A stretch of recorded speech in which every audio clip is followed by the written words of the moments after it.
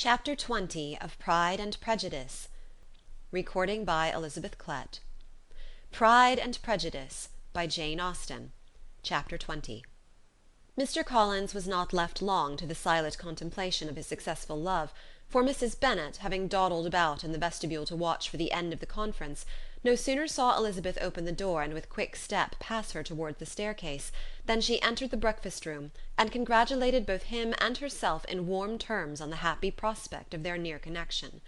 Mr. Collins received and returned these felicitations with equal pleasure, and then proceeded to relate the particulars of their interview, with the result of which he trusted he had every reason to be satisfied, since the refusal which his cousin had steadfastly given him would naturally flow from her bashful modesty and the genuine delicacy of her character. This information, however, startled Mrs. Bennet. She would have been glad to be equally satisfied that her daughter had meant to encourage him by protesting against his proposals, but she dared not believe it, and could not help saying so. "But depend upon it, Mr. Collins," she added, "that Lizzie shall be brought to reason.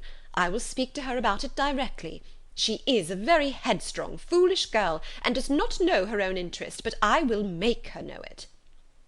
"Pardon me for interrupting you, madam," cried Mr. Collins, "but if she really is headstrong and foolish, I know not whether she would altogether be a very desirable wife to a man in my situation, who naturally looks for happiness in the marriage state. If, therefore, she actually persists in rejecting my suit, perhaps it were better not to force her into accepting me, because, if liable to such defects of temper, she could not contribute much to my felicity." "Sir, you quite misunderstand me," said Mrs. Bennet, alarmed. "Lizzie is only headstrong in such matters as these. In everything else she is as good-natured a girl as ever lived. I will go directly to Mr. Bennet, and we shall very soon settle it with her, I am sure." She would not give him time to reply, but hurrying instantly to her husband, called out as she entered the library, "Oh, Mr. Bennet, you are wanted immediately. We are all in an uproar. You must come and make Lizzie marry Mr. Collins, for she vows she will not have him, and if you do not make haste, he will change his mind and not have her." Mr. Bennet raised his eyes from his book as she entered, and fixed them on her face with a calm unconcern which was not in the least altered by her communication. "I have not the pleasure of understanding you," said he, when she had finished her speech. "Of what are you talking?" "Of Mr. Collins and Lizzie. Lizzie declares that she will not have Mr. Collins, and Mr. Collins begins to say that he will not have Lizzie." "And what am I to do on the occasion? It seems a hopeless business." "Speak to Lizzie about it yourself. Tell her that you insist upon her marrying him." "Let her be called down. She shall hear my opinion." Mrs. Bennet rang the bell, and Miss Elizabeth was summoned to the library. "Come here, child," cried her father as she appeared. "I have sent for you on an affair of importance. I understand that Mr. Collins has made you an offer of marriage. Is it true?" Elizabeth replied that it was. "Very well, and this offer of marriage you have refused?" "I have, sir." "Very well. We now come to the point. Your mother insists upon your accepting it. Is it not so, Mrs. Bennet?" "Yes, or I will never see her again." "An unhappy alternative is before you, Elizabeth. From this day you must be a stranger to one of your parents. Your mother will never see you again if you do not marry Mr. Collins, and I will never see you again if you do." Elizabeth could not but smile at such a conclusion of such a beginning, but Mrs. Bennet, who had persuaded herself that her husband regarded the affair as she wished, was excessively disappointed. "What do you mean, Mr. Bennet, in talking this way? You promised me to insist upon her marrying him." "My dear," replied her husband, "I have two small favours to request. First, that you allow me the free use of my understanding on the present occasion, and secondly, of my room. I shall be glad to have the library to myself as soon as may be." Not yet, however, in spite of her disappointment in her husband, did Mrs. Bennet give up the point. She talked to Elizabeth again and again, coaxed and threatened her by turns. She endeavoured to secure Jane in her interest, but Jane, with all possible mildness, declined interfering, and Elizabeth, sometimes with real earnestness and sometimes with playful gaiety, replied to her attacks.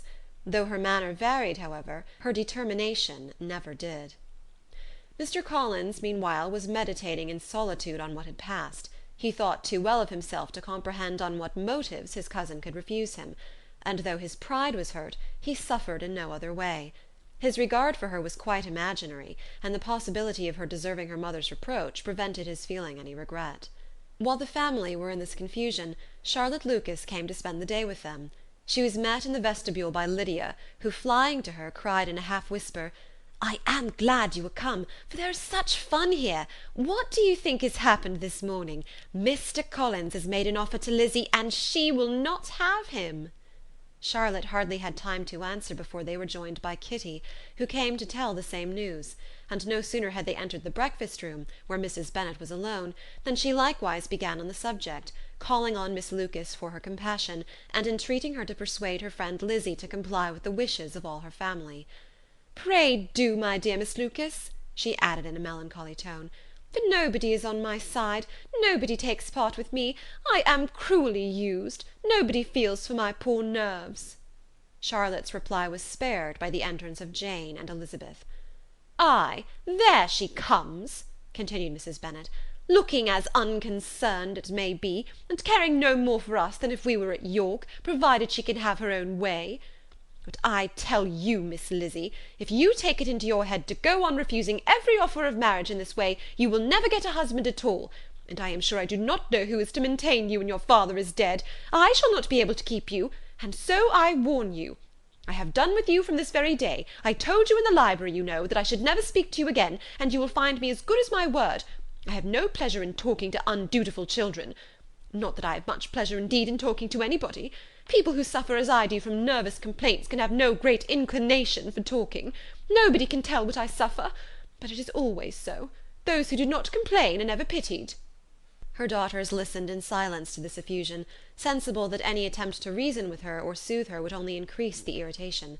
She talked on, therefore, without interruption from any of them, till they were joined by Mr. Collins, who entered the room with an air more stately than usual, and on perceiving whom, she said to the girls, "Now I do insist upon it that you all of you hold your tongues, and let me and Mr. Collins have a little conversation together."